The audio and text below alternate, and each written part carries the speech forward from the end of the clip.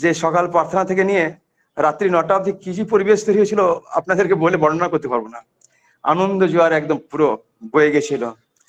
তো এই আনন্দ জোয়ার যে বইছে তার ইচ্ছাকে পূরণ করার জন্য আমাদের একটাই যে তিনি যে আমাদেরকে আশীর্বাদ করেছেন, ডিপি ওয়ার্ক, মানুষের দ্বারে দ্বারে গিয়ে প্রতিটি মানুষকে তার করে তোলা, প্রত্যেকটা মানুষের খোঁজ খবর নেওয়া।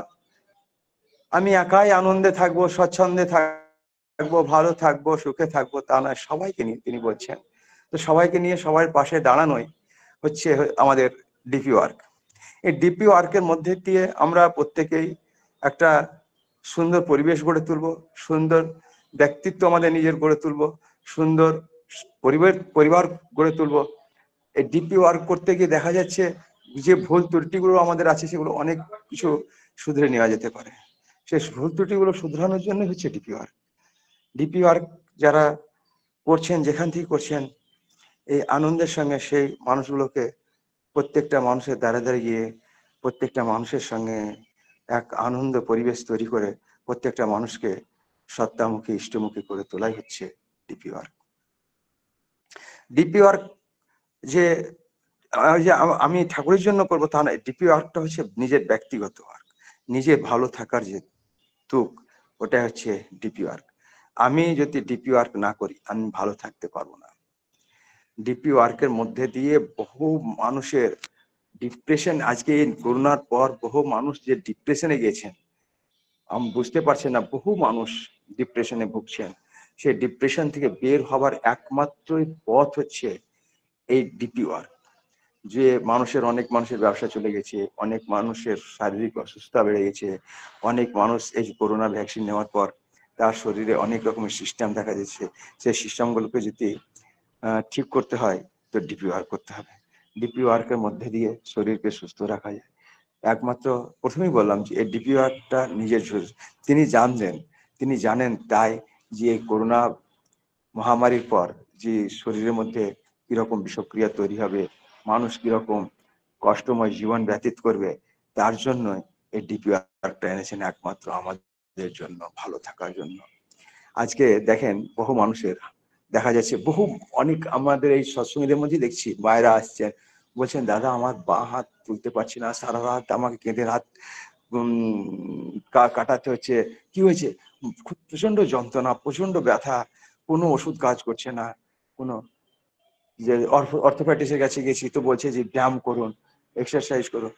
একমাত্র ওইটা এই যে ডিপি ওয়ার্ক যে যাচ্ছি আমরা, শরীর যে আমাদের, দ্বিতীয় কথা হচ্ছে এক নেগেটিভ কোন রকম আমাদের মধ্যে যে সব সময় পজিটিভ হয়ে থাকছি ইষ্ট কাজের মধ্যে থেকে। তো এই ইষ্ট কাজে ব্যাপৃত থাকাটাই হচ্ছে সব থেকে বড় সম্পদ। তাকে নিয়ে যদি সবসময় থাকা যায়, তাকে যদি নিয়ে ভালো চলা যায়, তো দেখা যাবে যে সুন্দর জীবন থাকবে। যখন ডিপি ওয়ার্কে আমরা বেরিয়ে যাই তখন দেখা যায় কি কোনো সংসারের কোনো চিন্তা থাকে না, কোনো রকম পাড়া প্রতিবেশীর কোনো চিন্তা থাকে না, কোনো আত্মীয় স্বজন, শুধু মাথাতে কেবল ইষ্ট চিন্তায় ঘুরে। সে ইষ্ট চিন্তা যখন ঘুরবে তখন আমার শরীরের মধ্যে পজিটিভ এনার্জি আসবে, তখন দূষিত টক্সিনটা আমার শরীর থেকে বেরিয়ে যাবে। আর আমি ওই যদি বাড়িতেই পড়ে থাকি, পরিবারের মধ্যে যদি আবদ্ধ হয়ে থাকি, তখন কি হবে? তখন আমার ওই বিষক্রিয়া শরীরে তৈরি হবে। তো বিষক্রিয়া তৈরি হয়ে আমাকে বহু রোগ আমার শরীরের সৃষ্টি হবে। তো সেই জন্য আজকে পরম পূজ্যপাদ শ্রী আচার্যদেব বলছেন ডিপি ওয়ার্ক করতে, মানুষের দ্বারে দ্বারে যেতে। তিনি যেদিনকে আমাদের এই বছর যখন ভুবনেশ্বরে উৎসব হয়, ভুবনেশ্বর উৎসবের জন্য যখন তিনি বেরিয়ে যাবেন, তো সেই সময় এক মা, খুব মোটা সোটা মা একদম এসছেন হিলতে ডুলতে। সে মা এসে প্রণাম করেছেন, হিন্দি ভাষী ছিলেন। মা এসে বলছেন যে हमको बचा लीजिए। बोले कि हम कैसे बचा ले, हमको ठीक कर दीजिए, हमारा बीमारी ठीक नहीं होता है। তখন তিনি বললেন हम क्या डॉक्टर हैं? तो বলছে যে हाँ आप ही सब कुछ कर सकते हैं। ওই মাটারও বিশ্বাস যে তিনি সবকিছু করতে পারেন। তো তিনি বলেন ठीक है, आप जैसे ऐसे ऐसे ऐसे ऐसे हिलते हिलते है ना, वैसे हिलते हिलते सुबह शाम 2 घर में जाइए और जाके जय गुरु बोल के और चले आइए।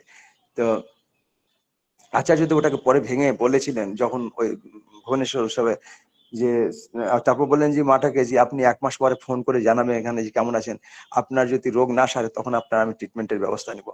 তো তো আচার্যদেব বললেন যে ওই ঘরে বসে ও নানা রকম পরিবারের চিন্তাতে মগ্ন থেকে তার শরীরের মধ্যে যে টক্সিনটা, দূষিত টক্সিন, নেগেটিভ প্রভাব শরীরের মধ্যে তৈরি করছে, সেটাকে বের করার জন্য যখনই ও দুটো বাড়িতে যাবে ওই হিলটে দুলতে, তখন আর পরিবার তখন চিন্তা থাকবে না, তখন অন্য তখন ওই থাকবে না, তখন ওই গুরু ভাইয়ের বাড়ির নজর থাকবে, আর তখন তার ইষ্ট চিন্তা থাকবে, একটা আনন্দ তার ভিতরে দৌড়াবে। সে আনন্দ যখন দৌড়াবে তখন ওর মধ্যে পজিটিভ এনার্জি রিপ্লে করবে, তখন আস্তে আস্তে আস্তে আস্তে তার রোগগুলো সুস্থ। তিনি জানেন, তিনি যে ট্রিটমেন্ট, তিনি হচ্ছেন কারণ পুরুষ, পরম প্রেমময় শ্রী ঠাকুর অনুকূল চন্দ্র। তিনি এই যে আচার্য পরম্পরা রেখে গেলেন, কেন রাখলেন? যিনি আচরণে বিদ্যায় সমস্ত কিছু শিক্ষা দিচ্ছেন, আজকে আমাদেরকে পথা চলার পথ দেখিয়ে যাচ্ছেন। আজকে চিন্তা করুন, কোনো কোয়ালে কোনো মহাপুরুষ অবতার এসছেন, তারা নিজের কাজ করেছেন, চলে গেছেন, কিন্তু ঠাকুর আচার্য পরম্পরা রেখে গেলেন। তার জ্যেষ্ঠ পুত্র পরম পূজ্যপাদ শ্রী বর্দাকে, তারপর পরম পূজ্যপাদ শ্রী বর্দা, তিনি তার জ্যেষ্ঠ পুত্র পরম পূজ্য শ্রী দাদাকে, পরম পূজ্য শ্রী দাদা তিনি তার জ্যেষ্ঠ পুত্রকে এই আজ আচার্য সিং আসনে বিরাজমান আছেন। এখন আমরা ভাবি আচার্য রূপে পরম পূজ্য শ্রী অবিন্দাকে দেখতে পাচ্ছি। তিনি আজকে বহু মানুষকে পূজনীয় অবিন্দা এই যে চলার পথ দেখিয়ে চলেছেন। তো আচার্যদেব যেটা বলেন সেটা করতে হয়। ঠাকুর তার বাণীতে বললেন, দেব দেবতা হাজার ভজিস, আচার্য যার ইষ্ট নয়, স্পষ্ট তোরে জেনে রাখিস, তোর জীবন চলার নেহাত ভয়। তো আমাদেরকে জানতে হবে যে তিনি আচার্যের মধ্যে দিয়ে লীলা করছেন। তার বাণীতে তিনি বলছেন, ইষ্টগুরু পুরুষোত্তম প্রতীক গুরু বংশধর, রিয়েত শরীরের সুখ থেকে জ্যান্ত তিনি নিরন্তর। তিনি জ্যান্ত আছেন, একদম নিরন্তর জ্যান্ত, একদম কার মধ্যে দিয়ে? আচার্য দেবের মধ্যে দিয়ে তিনি একদম রেত ধারায় একদম বয়ে এসছেন। সেই বর্দা পুজোবা দাদা, বর্তমান আচার্যদেব, পরম পূজ্য শ্রী অবিন্দা, একদম একই অবিরল ধারায় তিনি একদম বিরাজমান আছেন। 10,000 বছর তিনি এই ধারাতে থাকবেন, কোনো অবতার, কোনো মহাপুরুষ আসবেন না, তিনি তার বাণীতে বলে গেছেন। সে বিশ্বাসের সঙ্গে তার কথাগুলোকে নিয়ে চলতে হয়। তিনি সত্যানুসন্ধানে বলছেন, তুমি লতা স্বভাব অবলম্বন করো, আদর্শ রূপ বৃক্ষকে জড়িয়ে ধরো, তোমার সিদ্ধ কাজ হবেই হবে, বিশ্বাসের সঙ্গে একদম। তারপর কি বলছেন? সদ্গুরু সন্নাপন হও, সৎ নাম মনন করো, সৎসঙ্গের আশ্রয় গ্রহণ করো, আমি নিশ্চয় করে বলছি তোমাকে আর তোমার অন্য জন্য ভাবতে হবে না। এই যে গ্যারান্টি দিয়ে কথাগুলো বলেছেন, এত বড় গ্যারান্টি দিয়ে এই কথাগুলো আমাদের কেউ দিয়ে গেছেন। বিশ্বাস যদি থাকে তো গভীর বিশ্বাসের সব হতে পারে। সে বিশ্বাসটা উপরে ঠাকুর বলেছেন সত্য সময় যে গভীর বিশ্বাস সব কিছু হতে পারে। আর আমাকে করতে হবে। আমি যে দীক্ষা নিলাম, দীক্ষা নিয়ে আমি ভাবছি আমি সব পেয়ে গেছি, তা নয়। ঠাকুর তার বাণীতে বলছেন, করো হও পাও, করো ঠিক হবে, তারপর তুমি ঠিক সেরকম পাবে। করো হও পাবে, করে তুমি হয়ে উঠো, দেখো তোমাকে প্রকৃতি তোমাকে সে জায়গায় তোমাকে ঠিক পৌঁছে দেবে। কিন্তু আমরা কি করি, যে দীক্ষা আমি নিয়েছি, আমার এটা হচ্ছে না, ওটা হচ্ছে না, আরে বাবা কি হয়েছে তাতে? একদিন আগে বা পেছে কোনো সৎসঙ্গের অকল্যাণ হয়নি, একটু দেরি হতে পারে, কিন্তু আমার নিষ্ঠা যদি থাকে, ভক্তি যদি থাকে তার প্রতি, বুঝলেন, প্রভুর কে ভালো যদি বাঁচতে পারি, তাকে নিয়ে চলতে পারি, আমার জীবন সুন্দর হয়ে যাবে। তিনি গোটা ভাববাণীতে একটাই কথা বলে গেলেন, তোরা নাম কর, নাম কর, নাম কর, তোরা যা চাইবি তাই আমি দেব। বিশ্বাসের সঙ্গে সেটা করতে হবে। তা আমরা কি বলি, আমি দীক্ষা নিয়েছি, আগে আমাকে দাও, তারপর তোমার আমি দেখবো। হ্যাঁ, এক বাড়িতে আমি গেছি, তো ওই বাড়িতে সব কিছু বাবা মা সস্তায়নি, ছেলে পেলে বৌমা ওরা সব সস্তায়নি না নিয়ে গিয়েছি। তো প্রার্থনার সময় হয়ে আসছে, তো আমি বলছি, মা প্রার্থনার সময় হয়ে আসছে, তো প্রার্থনা করার ব্যবস্থা টেস্ট করুন। তো বলছেন যে হ্যাঁ দেখছি দেখছি। মানে চিন্তা করুন, উনি নিয়ে তারপর উনি একটাকে কম্বল পেরে দিলেন, কম্বলে বসতে দিলেন, কম্বলে বসলাম আমরা, সেই কম্বলটার উপরে 3-4 জন গুরু ভাই ছিলাম, বসলাম, নিয়ে প্রার্থনা শুরু হলো। দেখছি সে ছেলেও এলো না, বৌমাও এলো না, বাড়ির 2-1 আরো বাচ্চা ছিল, তারাও কেউ এলো না। সে টিভি দেখছে, মোবাইলে ব্যস্ত আছে। নিয়ে আমি প্রার্থনা শেষে ও মা বলছে চা খান, আমি মা আমি তো চা খাই না। তো একটু ঠান্ডা আনা করেছি। আমরা ঠান্ডা তো আরোই খাবো না মা, ঠান্ডা তো বিষের সমান, আমি একদম লাড়ি না। আর তো কিছু খান, আমি বললাম কিচ্ছু খাও না মা, একটু যদি আপনি হয়তো আপনি একটু আমাকে সাদা জল দেন এক গ্লাস। ওই মা জল নিয়ে নেন, নিয়ে আমরা, মা আপনি কেমন আছেন বলেন? বলছে চলে যাচ্ছে, খুব একটা ভালো নাই এটা। নিয়ে আমি বললাম শুনেন, আপনাকে একটা আমি কথা বলবো। বলছে হ্যাঁ বলেন। আমি না, আমি যদি আপনি যদি করেন তবেই বলবো।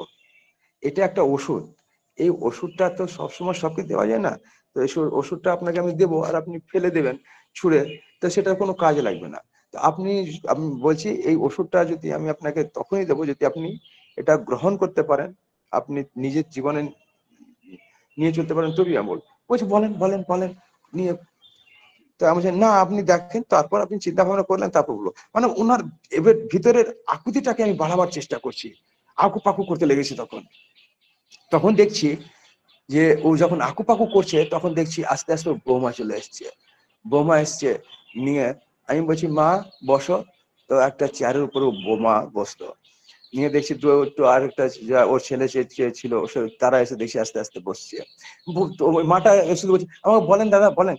আমরা যে না না আমি বলবো, বেকার, ওটা বলে তো কোনো লাভ নেই। তখন যখন লাস্ট যখন দেখলাম তখন ওকে আমি বলছি শুনেন, এটা আমার কথা নয়, এটা পরম পূজ্যবাসী শ্রী আচার্যদেবের কথা। আপনারা যে যেখানেই থাকেন সারাদিন, যে কাজেই আপনারা ব্যস্ত থাকেন, কোনো অসুবিধা নেই, আপনারা সারাদিন নিজের নিজের কর্মে যে যেখানে আছেন ব্যস্ত জীবন। আজকের দিনে সত্যিকারই মানুষের কাছে সময় নেই, কিন্তু রাত্রির সময় সবাই বাড়ি কটার মধ্যে ফিরে যান? বলছে সবাই ওই 6টা 7টার মধ্যে সবাই বাড়ি ফিরে যায়, আমাদের বাড়িতে সব সকাল সকালই চলে আসে। আমরা খুবই ভালো, খাওয়া দাওয়া করে করেন? বলছে খাওয়া দাওয়াটা ওই 10টা 10:30 বাজে। আমি বললাম অত রাত? যে হ্যাঁ ওই রকম হয়ে যায়। আমি ঘুমান কটায়? তো ঘুমাতে 11টা 11:30। বৌমা বলছে আমি তো কাকু ঘুমাই জেনে যান কি আপনার ওই 12:30 1টা বেজে যায় আমার, উঠো মা ওই 7টায় 7:30টায়। আমি চুপচাপ শুনে যাচ্ছি। আমি বললাম মা আমি কটায় ঘুমাই জানো? তো বলছে কটায় কাকু?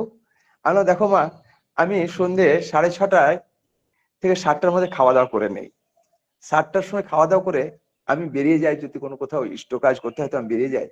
নিয়ে বাড়ির 9টা 9:30 10টার মধ্যে আমি ফিরে আসি। 10টায় ফিরে আসি।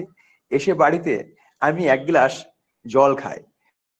জল খেয়ে আমি আমার বেডরুমে চলে যাই, নিয়ে একটু নামে বসি, নাম করি কিছুক্ষণ, নাম করার পর আমি শুয়ে যাই।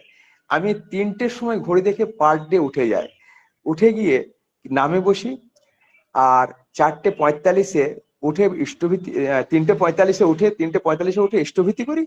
ইষ্টভীতি করে আমি নিচে নেমে আসি, গরম জল খাই, পায়খানা যাই, চান করি, করে আমি বাড়ি থেকে বেরিয়ে যাই। আমি 45 মিনিট হাঁটি, হেঁটে এসে মন্দিরে যাই। মন্দিরে গিয়ে প্রেয়ার করি, প্রেয়ার করে আমি 1.5 ঘন্টা ওখানে যোগা করি, যোগা করে তারপরে আমি বাড়ি আসি।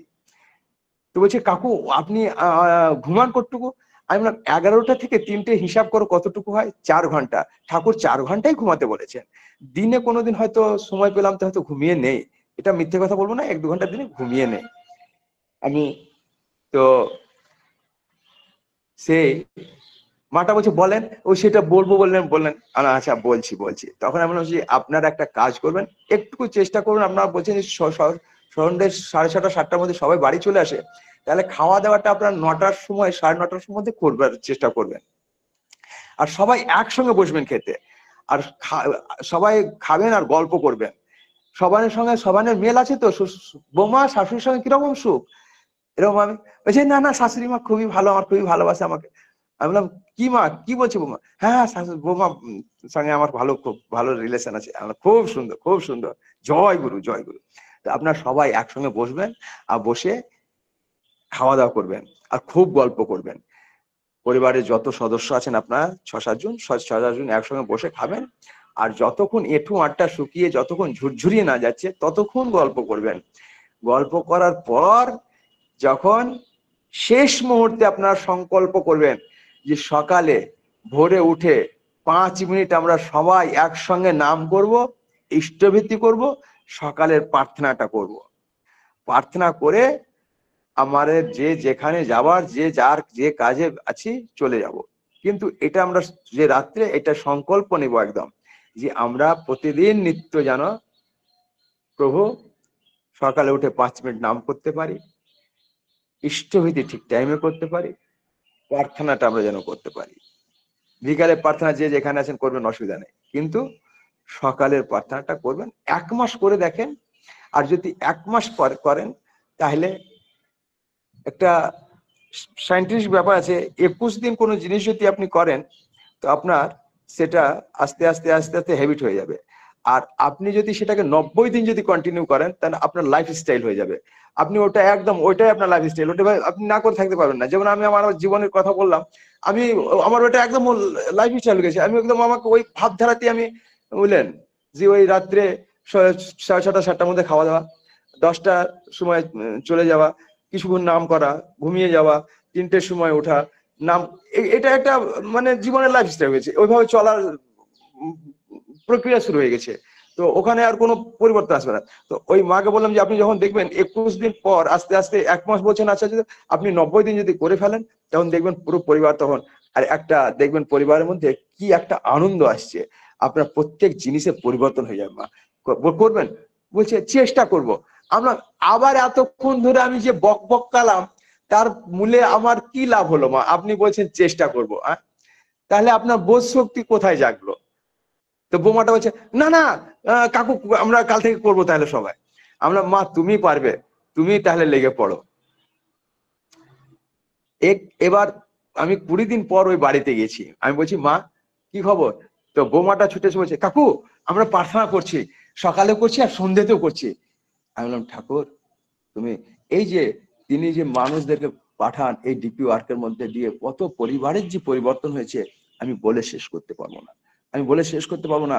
এই ডিপি ওয়ার্কের মধ্যে দিয়ে কত পরিবার আজকে যে ইষ্ট থেকে অনেক দূরে সরে গেছিল, ইষ্টবিহীন চলন হয়ে গেছিল, আজকে বহু মানুষ আজকে ইষ্টভীতি পরায়ণ হয়ে উঠেছে। আজকে বহু মানুষের যে পরিবারের প্রার্থনা শুরু হয়ে গেছে, আজকে বহু পরিবার ঠাকুর বাড়ি যেতে লেগেছে। তো ছুটে ছুটে মানুষ এসে ইষ্টভীতি দিচ্ছে, আগ্রহ বাড়ছে এই যে ডিপি ওয়ার্ক। তো ডিপি ওয়ার্কের মধ্যে যখন শুনলাম তখন আমারও খুশি হলো যে আজকে এই বাড়িতে আমরা যে এসেছিলাম আজ থেকে 20 দিন আগে, আর একটু সামান্য যাজনে এই পরিবারটা ইষ্টমুখী হয়ে উঠলো। নিয়ে আমি বললাম কালকে মাসিক সৎসঙ্গ আছে তোমরা সবাই যাবে। তখন বৌমা বলছে তো কাকু কিছু অর্ঘ্য দেবো? আমরা হ্যাঁ মা দিতে পারো তুমি। সে অর্ঘ্য নিয়ে এসে দিচ্ছে। চিন্তা করুন যে যে পরিবারটা ইষ্ট থেকে অনেক দূরে, যে প্রার্থনা নাই কিছু নাই, ঠাকুরের কথা শুনতে চাইছে না, তো কোথা থেকে এটা কে করালো? ঠাকুর করালেন। আমি করলাম এই ভাবাইলাম, একমাত্র তিনি করালেন। তিনি বলছেন তুমি হাঁটু জল অব্দি নামো, তোমার জন্য আমি গলা জল অব্দি নেমে যাবো। তিনি বলছেন হাঁ করতে, কথা বলতে বলছেন না, হাঁ করতে বলছেন, বলিয়ে নিব আমি, তুমি হাঁ করো। তো আমরা ওই হাঁ করাটাই শিখতে পারিনি, আর আমরা ওই হাঁটু জলে নামাটাও শিখতে পারিনি। আমরা যদি এগিয়ে যাই, মানুষের বাড়ি যেতে যাই, তো তিনি ঠিক আমাদেরকে সেখানে, আমরা যদি বাড়ি থেকে বেরোই যে আমি যাবো, তিনি ঠিক আমাকে সেখানে নিয়ে চলে যাবেন। আর ঠিক সেখানে গিয়ে আমি যদি হাঁ করি তার কথা বলার জন্য, ঠিক তিনি বলিয়ে নেবেন। তো এইগুলো বিশ্বাস থাকা দরকার। যদি বিশ্বাস থাকে, আমার নাম যদি থাকে, আমি নামময় হয়ে যদি চলতে পারি। পরম পূজ্যবাসী বর্দা আমাদেরকে 3টে বাণী যে বলেছিলেন একটা খাঁটি সৎসঙ্গী হওয়ার জন্য, তিনি বলেছিলেন ঠাকুরের বহু বাণী আছে, সমস্ত বাণী মনি আমার জন্য, তোমাদের জন্য এই 3টে বাণী থাকলো। উষা নিশায় মন্ত্র সাধন, চলাফেরায় জপ, যথাসময় স্টোন দেশ মূর্ত করায় তপ, মানুষ আপন টাকা পর, যত পারিস মানুষ ধর, মাছ ন খাস আর পেঁয়াজ রসুন মাদক সার। তো এই 3টে বাণী, এই 3টে বাণী প্রত্যেকটা সৎসঙ্গী আমরা যদি আমরা মাথায় নিতে পারি, আর ওটা 3টে বাণীকে যদি আমরা নিত্য প্রতিদিন নিয়ে চলতে পারি, আমাদের জীবন সুন্দর হয়ে যাবে। আমরা সুন্দরের পূজারী হবই হব, কেউ আটকাতে পারবে না। আমরা সকালে উঠে ওই যে শতনজ্ঞা যেদিন দীক্ষা নিয়েছি, ঋত্বিক দেবতা যেদিনকে আমাদের হাতে তুলে দিয়েছেন শতনজ্ঞাটা, সেই শতনজ্ঞায় কি বলছেন ঠাকুর? আমি অক্রোধী, আমি অমানী, আমি নির্লস, কাম লোভ জিদবসী, ইষ্ট প্রাণ সেবা পট্টু অস্থি বৃদ্ধি যাজন যত্র পরমানন্দ, উদ্দীপ্ত শক্তি সমৃদ্ধ তোমারই সন্তান, প্রেম পুষ্ট চিরচেতন, অজর অমর আমায় গ্রহণ করো প্রণাম লাভ। নিত্য আমার কিসের ক্রোধ থাকবে, আমার কিসের লোভ থাকবে, কিসের কাম থাকবে, সমস্ত কিছু আমি প্রভুর কাছে বলছি যে প্রভু সবার উপরে আমার যেন বিজয় হয়, সবকে যেন আমি জিতে নিতে পারি। ইষ্টমুখী সবসময় থাকার চেষ্টা করতে হয়। প্রশ্ন আমার হস্তে যাক যুক্তির অবসরে তোমারই মতো কর্ম পালন, মনন স্তব্ধ করে একদম একদম এই জম তুমি দাঁড়িয়ে থাকো, আমি প্রভুর কাজে প্রতি আছি, সে আমাকে লাগতে পারবে না। এই নিষ্ঠা, এই বিশ্বাস নিয়ে যদি থাকতে পারি, সুন্দরের অধিকারী হবই হব। তো যাক, সময় আমাকে দাদা দিয়েছিলেন, সে সময়ের মধ্যে আমাকে শেষ করতে হবে। আর একটু সৎসঙ্গের মধ্যে ডিসিপ্লিন আমাদের আছে, মানার জায়গা হচ্ছে সৎসঙ্গ। এই মানার জায়গাকে, যে আমি দেখেছি অন্য জায়গায় অনেকই আছে যেখানে মানা হয় না, কিন্তু সৎসঙ্গ হচ্ছে মানার জায়গা। একাদশে চলে যারা, তাদের নিয়ে সমাজ গড়া বলাই আছে। তো যাক, আজকে সৎসঙ্গে যে যেখান থেকে উপস্থিত আছেন, আমি প্রত্যেকের মঙ্গল প্রার্থনা করি। পরম পিতা রাঙা রাতুল চরণে সবাই ভালো থাকবেন, সুখে থাকবেন, আনন্দে থাকবেন, ঠাকুরের হয়ে থাকুন। এই কথা, ঠাকুর ছাড়া গতি নেই। যারাই ঠাকুরকে গ্রহণ করেছেন, আজকে সকালে এই যে সকালের এই প্রভাতী সৎসঙ্গে যে আজকে এই লিঙ্কে যে যেখান থেকে উপস্থিত আছেন, আমি সবাইকে করজোড়ে প্রার্থনা করব, আপনারা ডিপি ওয়ার্ক করুন, সকাল সন্ধ্যা বাড়িতে প্রার্থনা করুন, টাইম এক্সট্রিবিউটি করুন। 5 মিনিট আচার্যদেব যে বলছেন, আমি 45 মিনিটও বলবো না, আপনাকে 1.5 ঘন্টা বলবো না, 5 মিনিট বলবো, নাম করুন। 5 মিনিট নাম করুন, পারলে যদি চেষ্টা করেন, যদি আরো বাড়াতে পারেন তাকে, তাহলে সুন্দর হবে। তো যাক, খুব সুন্দর। আপনারা যে যেখান থেকে আছেন উপস্থিত, প্রত্যেকেরই আমি মঙ্গল প্রার্থনা করছি পরম পিতা রাঙা রাতুল চরণে। এখানে আমার বক্তব্যকে বিরাম দিচ্ছি। জয় গুরু।